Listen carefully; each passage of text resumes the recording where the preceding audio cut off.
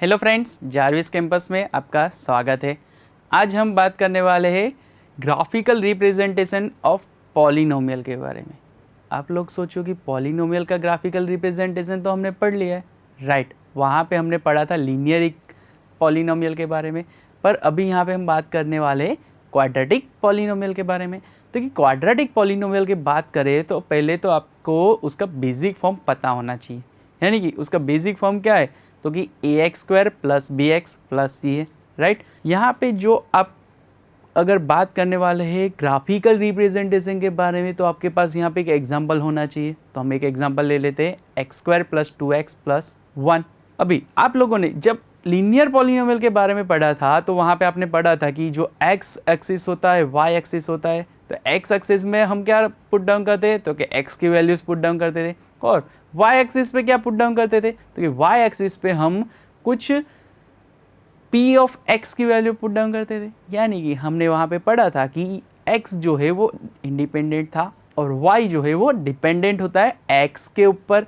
यानी कि p of x की जो भी वैल्यूज़ हम यहाँ पे फाइंड करेंगे वो कहाँ पे हमें प्लॉट करनी पड़ेगी, y एक्सिस के ऊपर, राइट। तो यहाँ पे ये जो हमारा पॉलिनोमियल है उसके बारे में बात करें तो कि यहाँ पे हम इसको पहले तो p ऑफ x ले लेंगे, यानी कि p of x equal to हमें क्या मिल जाएगा, x² + 2x + 1। अभी हम यहाँ पे x की कुछ वैल्यूज़ पुट डाउन करेंगे तो हमें p ऑफ x का कुछ वैल्यू मिलेगा। तो कि यहाँ पे हमने कुछ 5 एक वैल्यू ऐसे पुट डाउन कर रहे हैं तो उसके वजह से हमें यहाँ पे p ऑफ x की ये वैल्यू मिल गई।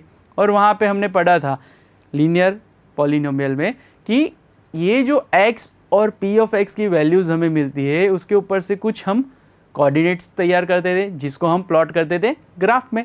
तो यहाँ पे कुछ ये 5 कोऑर्डिनेट हमारे पास तैयार हो जा रहे हैं। ये पांचों कोऑर्डिनेट को जब हम ग्राफ में प्लॉट करेंगे तो हमें ये जो क्वाड्रेटिक पॉलिनोमियल है उसका ग्राफ तैयार हो जाएगा।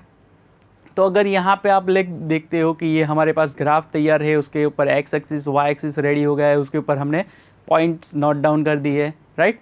फिर अब हम देखते हैं कि ये जो कोऑर्डिनेट है उनको अगर हम प्लॉट करते हैं तो वो कैसे मिलेंगे। तो यहाँ पे ये कुछ इस तरह से कोऑर्डिनेट्स भी हमें मिल जाएंगे। अब जाके जब उन कोऑर्डिनेट्स को आप जॉइंट करते हो तो लीनियर पॉलिनोमियल में हमने क्या पाया था, स्ट्रेट लाइन पाया था। तो यहाँ पे हमें क्या मिल रहा है, तो आप लोग देख रहे होंगे यहाँ पे कुछ ये यू शेप जैसा दिखता है, तो इसको ही हम बोलते हैं पैराबोला शेप। यानी कि क्वाड्रेटिक पॉलिनोमियल जो होता है उसका जो शेप होता है वो क्या होगा, तो कि पैराबोला शेप होगा। तो यहाँ पे ये जो पैराबोला शेप है वो ऊपर की तरफ ही रहता है हर बार, तो कि नहीं, ये डिपेंड करता है a की वैल्यू के ऊपर। यानी कि x² जो होता है उसका जो कोएफिशिएंट है उसके वैल्यू के ऊपर ये डिपेंड करता है। तो आपको ये बता दूँ कि जब a की वैल्यू ग्रेटर देन 0 रहेगी, जब a की वैल्यू ग्रेटर देन 0 रहेगी तब हमें अपवर्ड पैराबोला शेप मिलेगा, और जब a की वैल्यू लेस देन 0 रहेगी तब हमें डाउनवर्ड पैराबोला शेप मिलेगा, राइट। फिर ये हम लोगों ने पढ़ा था कि ये जो क्वाड्रेटिक इक्वेशन है उसका डिग्री ऑफ पॉलिनोमियल क्या आता था, 2 आता था।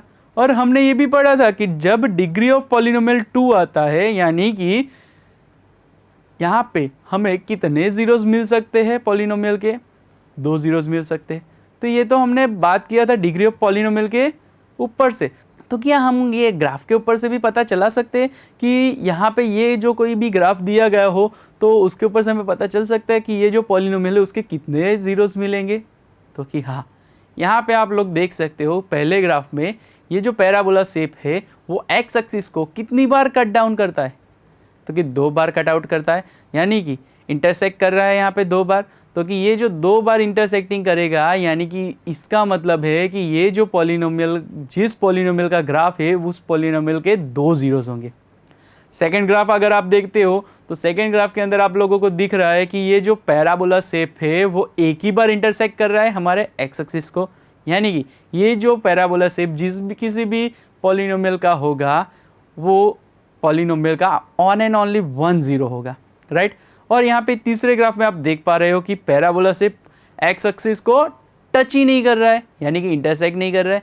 तो यहाँ पे क्या आप सोच पा रहोगे, पहले में 2 आए, दूसरे में 1 आया, तो तीसरे में 0, राइट। अब सही हो। तीसरे पैराबोला शेप, यहाँ पे जो पैराबोला शेप है तीसरे ग्राफ का, वो इंटरसेक्ट नहीं कर रहा है, यानी कि हमारे पास ये जो भी पॉलिनोमियल का ग्राफ है उसके नो जीरोज होंगे, जीरो जीरोज होंगे, यानी कि कोई जीरो उसका होगा ही नहीं, राइट। तो हमने यहाँ पे पता लगा कि पैराबोला शेप आता है क्वाड्रेटिक पॉलिनोमियल्स के लिए, तो वो अपवर्ड भी आता है, डाउनवर्ड भी आता है, राइट। फिर हमने ये भी पता लगाया कि जो हमारे पास ग्राफ होता है क्वाड्रेटिक पॉलिनोमियल का, तो उसके ऊपर से हमें कितने ज़ीरोज़ आएंगे वो पॉलिनोमियल के, वो भी फाइंड कर पाएंगे। तो कि राइट, तो यहाँ पे हमारा graphical representation of quadratic polynomial ख़त्म होता है। Thank you.